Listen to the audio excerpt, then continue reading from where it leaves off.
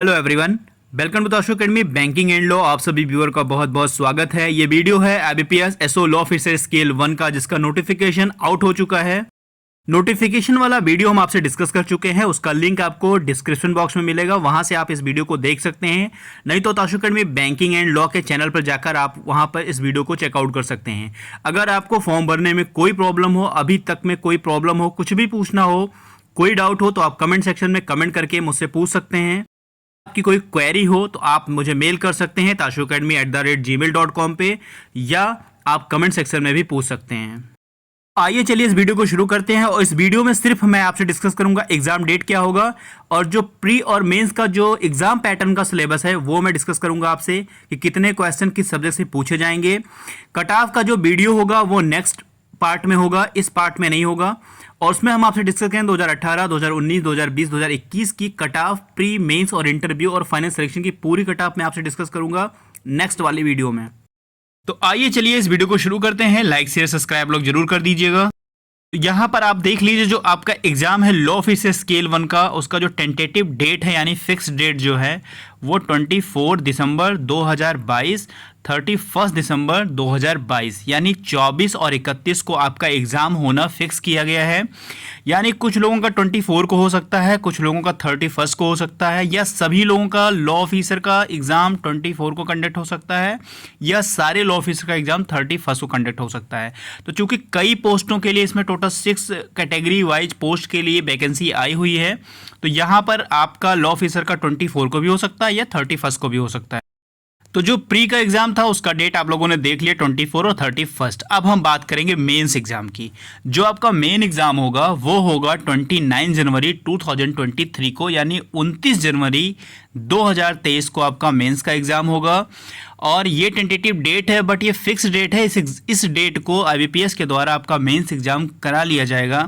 तो टोटल आपके पास 28 डेज बचेंगे प्रिपरेशन के लिए। तो अभी से प्री के पढ़ाई के साथ साथ आप जो है सारी जो है प्रोफेशनल लॉ की भी प्रिपरेशन करते रहिए, अपने मेंस एग्जाम की प्रिपरेशन करते रहिए, जिससे जो आपको 28 डेज मिलेगा तो आप इसमें सिर्फ रिवीजन करके बहुत अच्छे से मेंस का पेपर दे सकते हैं।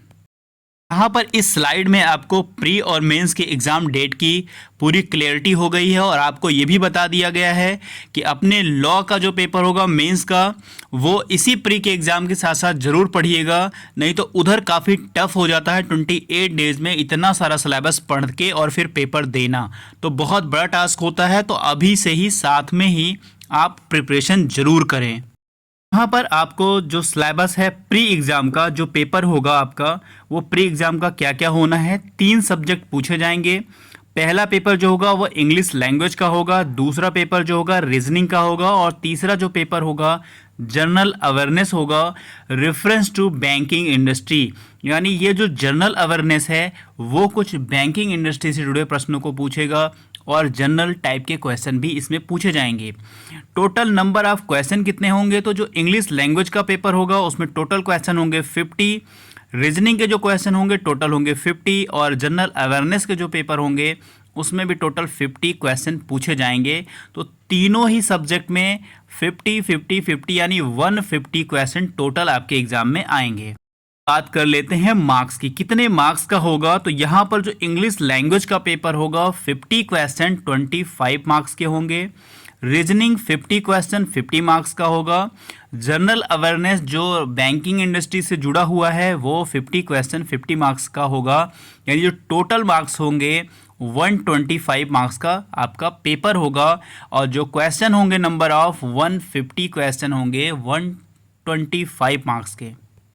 यहाँ पर जो आपको ड्यूरेशन यानी जो टाइम दिया जाएगा पेपर को सॉल्व करने के लिए, तो यहाँ पे पर्टिकुलर यानी इंडिविजुअल टाइम आपको दिया जाएगा। यानी इंग्लिश लैंग्वेज का सबसे पहले पेपर खुलेगा यानी ओपन होगा।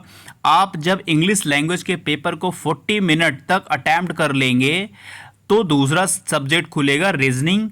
जब आप रीजनिंग के पेपर को 40 मिनट तक अटेम्प्ट कर लेंगे उसके बाद ऑटोमेटिक जनरल अवेयरनेस का पेपर खुलेगा, और ये भी 40 मिनट का पूरा सब्जेक्ट पेपर होगा और 40 मिनट ख़त्म होने के बाद ऑटोमेटिक आपका पेपर सबमिट कर लिया जाएगा।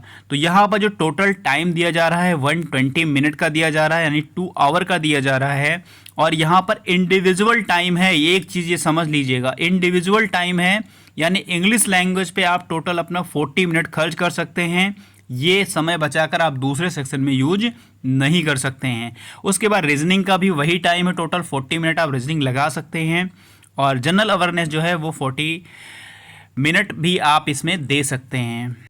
ये जो ड्यूरेशन अलग अलग है, टाइम जो अलग अलग है, कुछ स्टूडेंट के लिए सही है और कुछ स्टूडेंट के लिए गलत भी होता है। जैसे अगर किसी की रीजनिंग बहुत अच्छी है तो वो 40 मिनट में करके अपना टाइम बचा लेगा। किसी की इंग्लिश बहुत अच्छी है तो 40 मिनट करके टाइम दूसरे सब्जेक्ट में ले जा सकता है। लेकिन यहाँ पे इंडिविजुअल टाइम होने से सभी के लिए ये चीज़ है कि 40 मिनट में आप जितनी अच्छी से आपकी स्पीड है, जितनी अच्छी से आपकी प्रिपरेशन है, तो वो आप 40 मिनट आप ईच सब्जेक्ट के लिए दे सकते हैं। तो ये एक तरह से सभी के लिए एक समान है। कोई अगर बहुत ज़्यादा मास्टर है अगर किसी सब्जेक्ट में, तो वो अपना जो टाइम है वो बचा नहीं सकता है, वो उसी सब्जेक्ट के लिए उसको स्पेंड करने होंगे।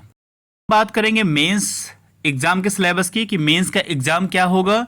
तो सब्जेक्ट जो होगा प्रोफेशनल नॉलेज का होगा। अगर आपका लॉ का पेपर है तो लॉ का होगा। किसी और 6 कैटेगरी में से जिसका है तो उनका अपना प्रोफेशनल नॉलेज उस सब्जेक्ट का होगा। तो यहाँ हम बात कर रहे हैं लॉ फिर स्केल 1 की।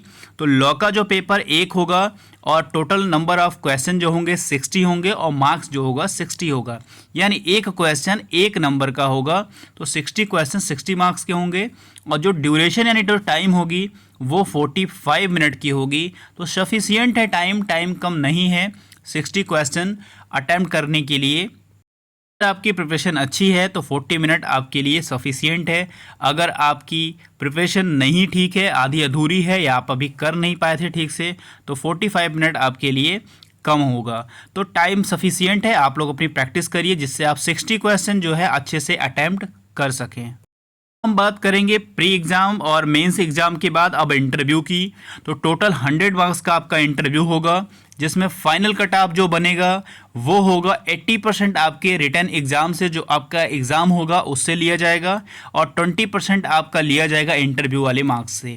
ठीक है, तो टोटल 100% पे जो आपकी मेरिट बनेगी और फिर आपका सिलेक्शन होगा। जो भी नंबर आप पाएंगे आउट ऑफ 100 पाएंगे, क्योंकि 80% नंबर आपके एग्ज़ाम वाले सिलेबस से लिया जाएगा और 20% आपके इंटरव्यू से लिया जाएगा। टोटल 100% पे आपका नंबर बनेगा और उससे फाइनल सिलेक्शन होगा।